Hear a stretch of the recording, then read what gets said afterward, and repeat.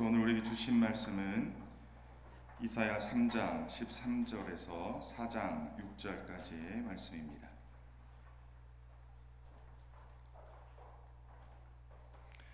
이사야서 3장 13절에서 4장 6절 말씀입니다. 우리 함께 합독하도록 하겠습니다. 시작. 여호와께서 변론하러 일어나시며 백성들을 심판하려고 서시도다. 여호와께서 자기 백성의 장로들과 고관들을 심문하러 오시리니 포도원을 삼킨 자는 너희이며 가난한 자에게서 탈취한 물건이 너희의 집에 있도다. 어찌하여 너희가 내 백성을 짓밟으며 가난한 자의 얼굴에 맷돌질하느냐. 주 만군의 여호와 내가 말하였느니라 하시도다. 여호와께서 또 말씀하시되 시온의 딸들이 교만하여 느린 목 정을 통하는 눈으로 다니며 아기작거리며 걸으며 발로는 쟁쟁한 소리를 낸다 하시도다. 그러므로 주께서 시온의 딸들의 정수리에 딱지가 생기게 하시며 여호와께서 그들의 하체가 드러나게 하시리라. 주께서 그날에 그들이 장식한 발목걸이와 머리의 망사와 반달 장식과 귀고리와 팔목걸이와 얼굴 가리개와 화관과 발목 사슬과 띠와 향압과 호신부와 반지와 코고리와 예복과 겉옷과 목도리와 손주머니와 손거울과 세마포옷과 머리수건과 너울을 제하시리니 그때 썩은 냄새가 향기를 대신하고 노끈이 띠를 대신하고 대머리가 숱한 머리털을 대신하고 굵은 베옷이 화려한 옷을 대신하고 수치스러운 흔적이 아름다움을 대신할 것이며 너희의 장정은 칼에 너희의 용사는 전란에 망할 것이며 그 성문은 슬퍼하며 곡할 것이요 시온은 황폐하여 땅에 앉으리라. 그날에 일곱 여자가 한 남자를 붙잡고 말하기를 우리가 우리 떡을 먹으며 우리 옷을 입으리니 다만 당신의 이름으로 우리를 부르게 하여 우리가 수치를 면하게 하라 하리라. 그날에 여호와의 싹이 아름답고 영화로울 것이요 그 땅에 솟아는 이스라엘의 피난한 자를 위하여 영화롭고 아름다울 것이며 시온에 남아있는 자 예루살렘에 머물러 있는 자 곧 예루살렘 안에 생존한 자 중 기록된 모든 사람은 거룩하다 칭함을 얻으리니 이는 주께서 심판하는 영과 소멸하는 영으로 시온의 딸들의 더러움을 씻기시며 예루살렘의 피를 그 중에서 청결하게 하실 때가 됨이라. 여호와께서 거하시는 온 시온산과 모든 지폐 위에 낮이면 구름과 연기 밤이면 화염의 빛을 만들고 그 모든 영광 위에 덮개를 두시며 또 조막이 있어서 낮에는 더위를 피하는 그늘을 지으며 또 폭우를 피하여 숨는 곳이 되리라. 아멘. 개인적으로 수상 시간 갖도록 하겠습니다.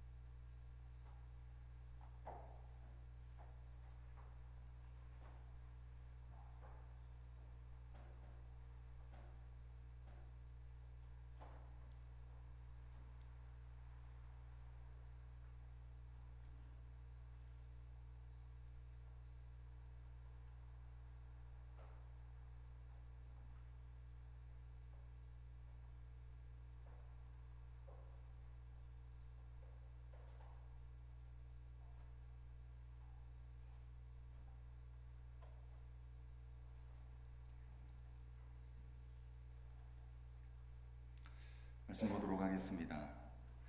어제 본문에서 하나님께서는 유다의 멸망의 원인을 말씀하시고 오늘 본문에서 구체적인 대상들을 지목하십니다. 13절에서 15절 말씀에 보면 하나님께서는 당신의 백성을 멸망의 길로 이끈 백성의 장로들과 고관들을 고발하십니다. 13절에서 여호와께서 변론하시러 일어나시며 백성들을 심판하시려고 서신다고 말씀합니다. 하나님께서 재판하시기 위해 법정에 앉으셨다고 말씀하는 것입니다. 14절에서 재판의 대상자들이 백성의 장로들과 고관들임을 소개하고 하나님께서 그들을 신문하러 오신다고 말씀하십니다. 왜 백성의 지도자들과 장로들이 재판을 받습니까? 14절 하반절에 보니까 포도원을 삼킨 자는 너희라 말씀하십니다. 백성의 장로들과 고관들이 포도원을 삼키는 자들이기 때문에 하나님께서 그들을 재판하신다라는 것입니다. 포도원은 이스라엘을 상징하는데 하나님의 포도밭인 이스라엘을 백성들의 지도자들과 장로들이 삼켰다는 것입니다. 하나님께서 심은 포도나무인 이스라엘을 포도원 농부인 장로들과 고관들이 자신들의 탐욕을 위해 착취하여 포도밭인 이스라엘을 망쳐 놓았음을 고발하고 있습니다.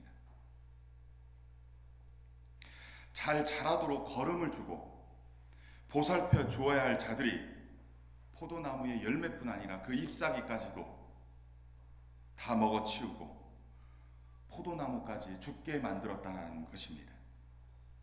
하나님께서는 그들에게 너희가 가난한 사람들에게서 약탈한 것으로 너희 집을 가득 채웠다라고 고발합니다. 15절에서는 어찌하여 너희가 내 백성을 짓밟으며 가난한 자의 얼굴을 맷돌질하느냐라고 말씀합니다. 가난한 자의 얼굴에 맷돌질하냐는 의미는 가난한 사람들의 얼굴을 마치 맷돌질하듯이 짓뭉개느냐라는 의미입니다.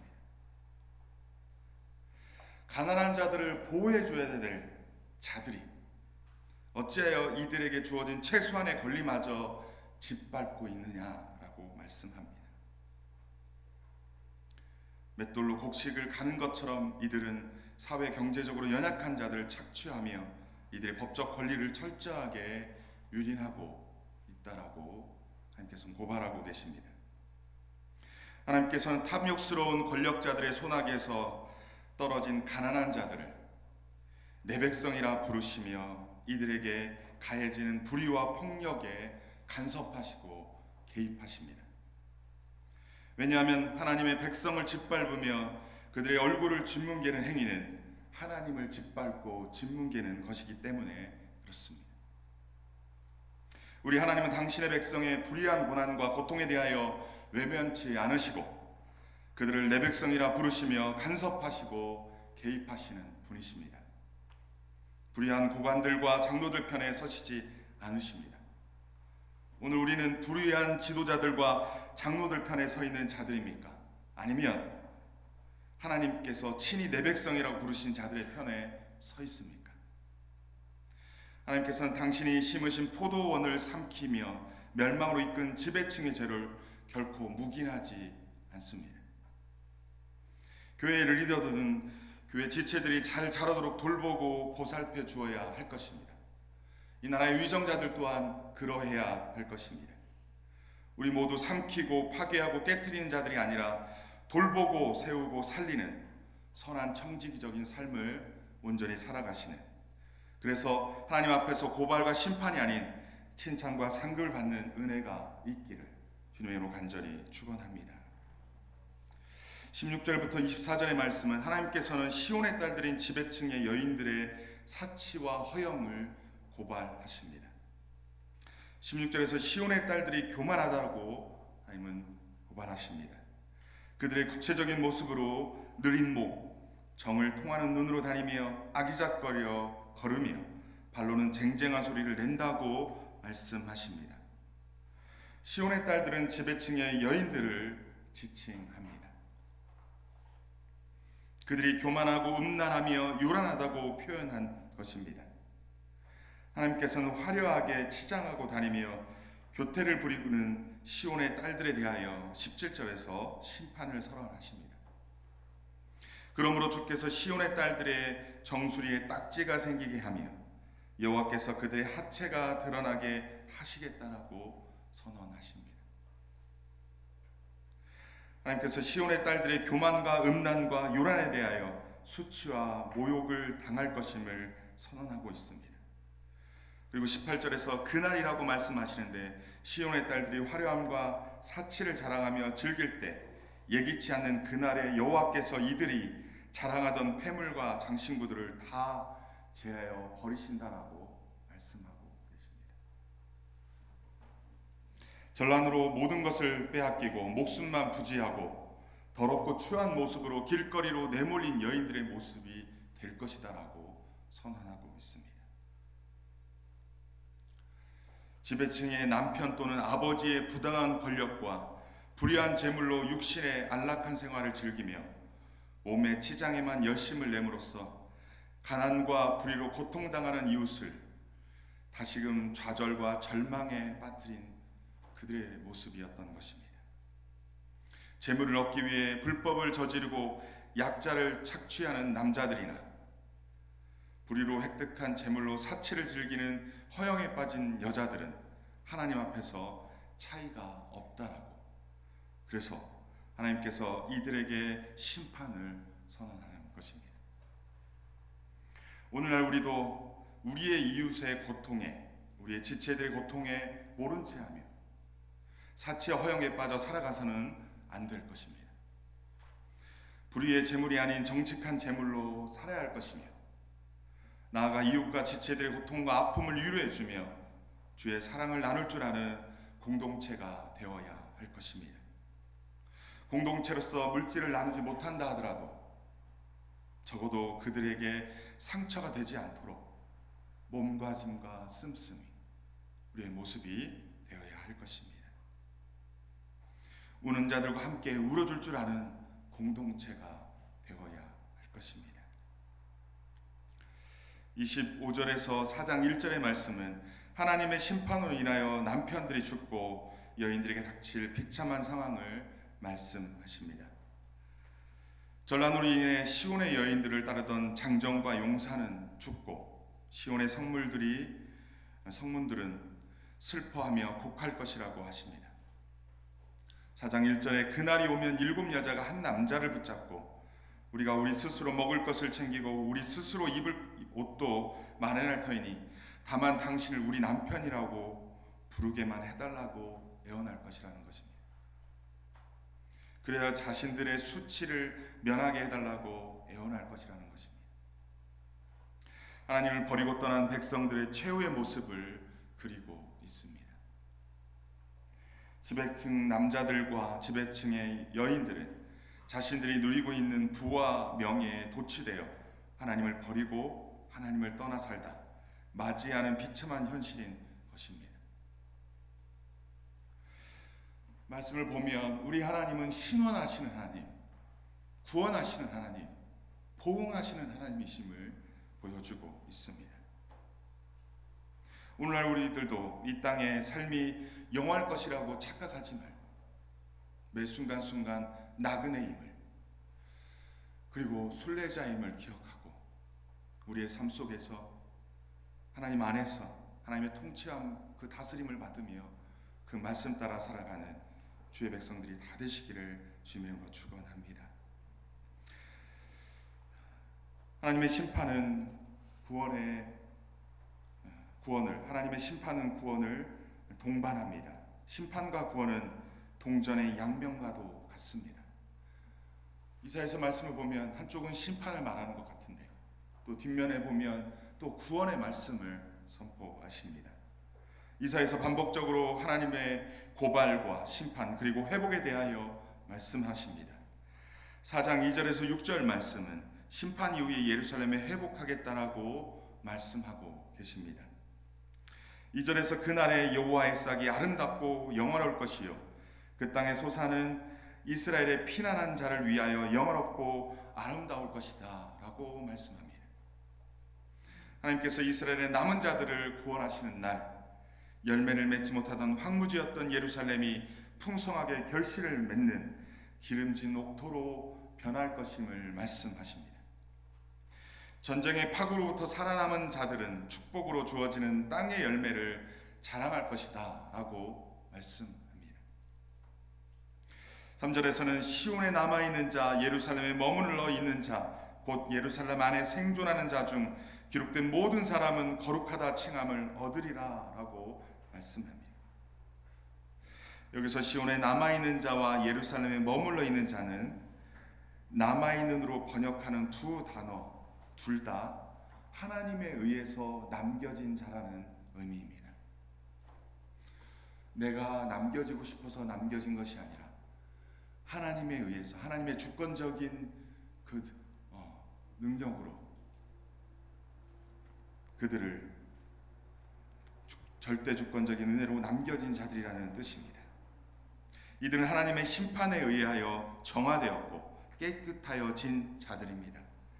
하나님의 정화의 심판을 통하여 깨끗하여진 자들로서 거룩하다라고 일컬음을 받을 것이다 라고 말씀합니다. 4절에서 이는 주께서 심판하는 영과 소멸하는 영으로 시온의 딸들의 더러움을 씻기시며 예루살렘의 피를 그 중에서 청결하게 하셨기 때문입니다. 하나님의 불의 심판을 거친 후 거룩해진 남은 자가 되도록 부름받은 것입니다. 이제 하나님께서는 이와 같이 전혀 새로운 거룩한 백성이 살아야 할 영적 환경을 조정하실 것이라 라고 말씀하십니다. 예루살렘에 임한 심판의 목적은 그래서 멸망이 아니라 정화가 목적인 것입니다. 하나님께서 심판하는 영과 소멸하는 영으로 더러움과 피 흘림을 제거하시고 예루살렘을 깨끗하게 해 주신다는 것입니다.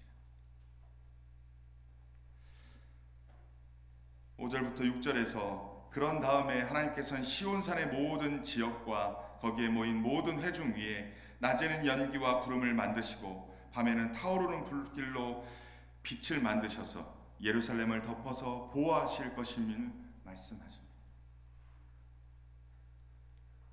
하나님께서는 예루살렘을 그의 영광으로 덮으셔서 한낮에 더위를 막는 그늘을 만드시고 예루살렘으로 폭풍과 비를 피하는 피신처가 되게 하신다고 말씀합니다. 오늘날 우리들도 예수 그리스도의 십자가의 은혜로 정결케 된 줄 믿습니다.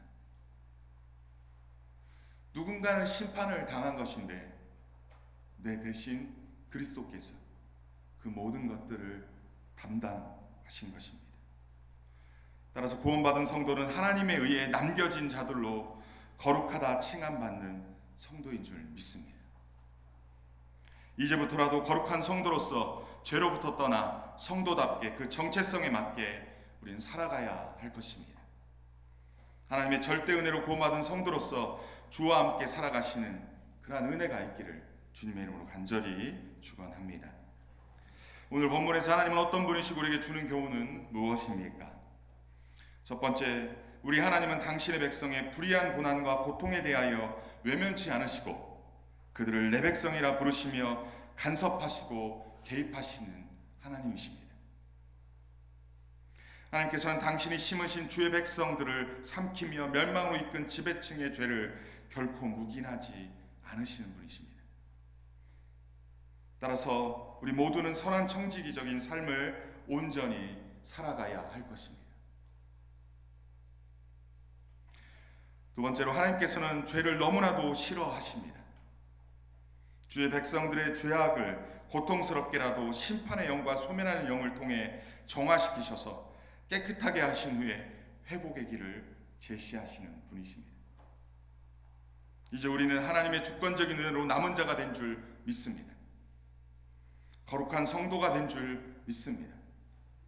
그 정체성에 맞게 살아가시는 주의 거룩한 성도가 다 되시기를 주님의 이름으로 간절히 축원합니다. 우리 주신 말씀 붙잡고 시간 함께 기도했으면 좋겠습니다.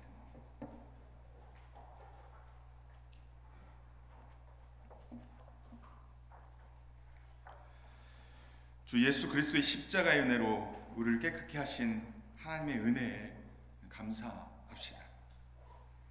나가 주의 주권적인 은혜로 남은 자가 되었으니 거룩한 자인 성도로서 그 정체성에 맞는 삶을 살게 해달라고 하나님께 구합시다. 우리가 우리 주위의 지체들을 살피고 돌봐야 될 선한 청지기적인 삶을 살게 해달라고, 그러한 삶을 살 수 있도록 결단하는 시간 되도록 시간 함께 합심하여 기도하겠습니다.